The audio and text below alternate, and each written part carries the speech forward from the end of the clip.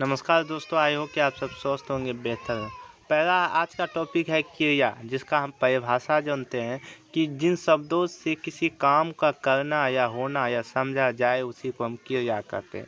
आइए, जैसे अभी पुस्तक पढ़ रहा है, बाजार बारिश हो रहा है, बाजार में बम फटा और पलंग से गिर गया, तो ये प्रकार का क्या होता है।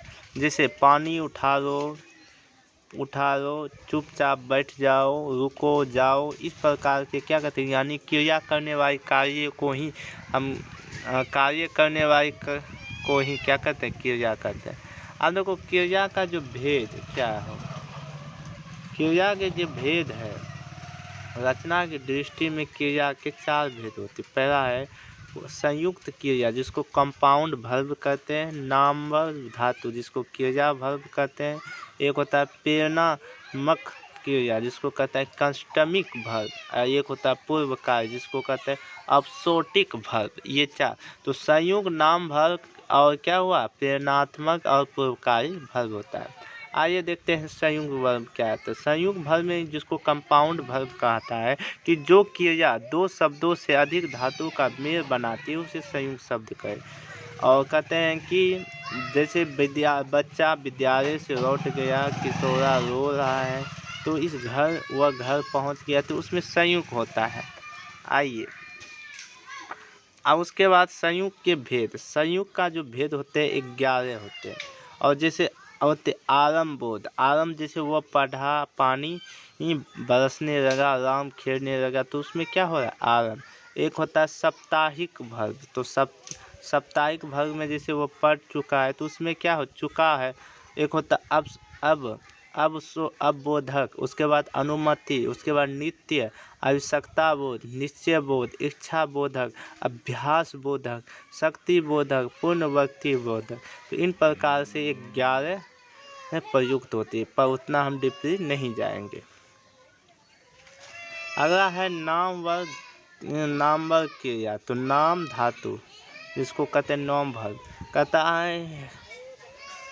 है कि संज्ञा अथवा विशेषण के जोड़ने की क्रिया को संयुक्त क्रिया बनाते हैं, उसे नामवर चिन्ह कहते हैं। जैसे कि लुटेरे ने जमीन हथियाई, हमने गरीबों को अपमानित की, तो इसमें सर्वनाम क्या है, संज्ञा और अपना दोनों है, तो उन क्रिया को हम क्या कहते हैं, नामवर धातु कहते हैं। और विशेषण में जैसे 60 का सठिया, तोड़ का तोड़ना, नरम का नरमाना, गरम का गरमाना, इस रूप में होता है। तो अगला है प्रेरणात्मक, जिसको कहते हैं चंद कैरेक्टिव वर्ब। कहता है जिन शब्दों से क्रिया, बात या स्वयं का कार्य ना हो और दूसरे का कार्य को प्रेरणा क्रिया कहते हैं। जैसे कट से कटना, कर से करना, तो इस प्रकार। जैसे एक उदाहरण है, मौलिक नौकरी से एक कार साफ करना, अध्यापिका छात्र से पाठ पढ़ाती है, तो इस क्रिया को होते हैं। अगला है प्रेरणात्मक क्रिया। तो प्रेरणात्मक क्रिया कहता है कि जिसमें प्रथम प्रेरणात्मक क्रिया, द्वितीयक प्रेरणात्मक हो, 2 रूप होते हैं। प्रथम में क्या, माँ परिवार के लिए भोजन बनाती है, इस रूप में होती है। द्विमात्मक, माँ अपने पुत्र से भोजन बनाती है और बनवाती है, दोनों अलग बात हो गया। अब कहता है पूर्वकारी, सबसे लास्ट है, जिसको अपसेटिव वर्ब कहते हैं। कहते हैं कि यह पहले उस समाप्त, कहते हैं कि जिन वाक्यों की क्रिया पहले यदि कोई क्रिया हो उसे पूर्वकारी कहते हैं। जब कर्ता समाप्त हो जाती क्षण प्रयुक्त पहली पूर्वकारी बनाती। जैसे पुजारी ने नहाकर पूजा की, राखी घर ने फोन किया, तो इस प्रकार की होती है। तो आइए देखते हैं कर्म के आधार की क्रिया। कर्म में भी 2 क्रिया है, एक सकर्मक, अकर्मक। तो सकर्मक क्या, जो सजा हुआ हो। जैसे कहता है, दूसरे शब्द कहते वाक्य होने वाली कर्ता के प्रभाव से वस्तु पर पड़ता है, उसे कर्म कहते हैं। और सरल शब्द में जिन क्रिया को फल कर्म पड़े उसे सकर्म कहते हैं। जैसे अध्यापिका पुस्तक पढ़ रहे, तो फल किसको मिल रहा है, तो अध्यापिका को। तो अगला है सकर्म का भेद। तो 2 भेद होते हैं, अकर्मक और द्वितीयकात्मक। अकर्मक में क्या है, जैसे श्याम फिल्म देख रहा है, तो ये अकर्मक अकेले देख रहा है।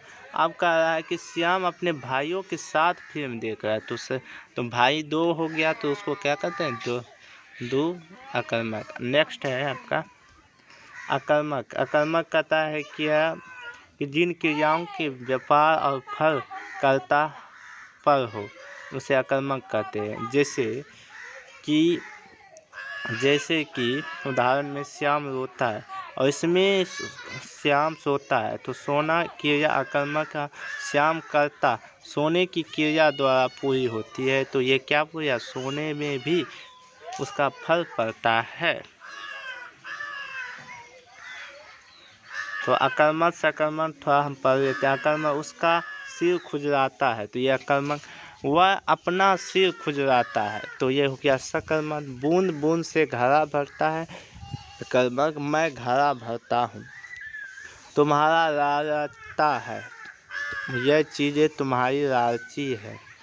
जी घबराता है, विपदा मुझे घबराती, वह लजा रही है, वह तुम्हें लजा रही है।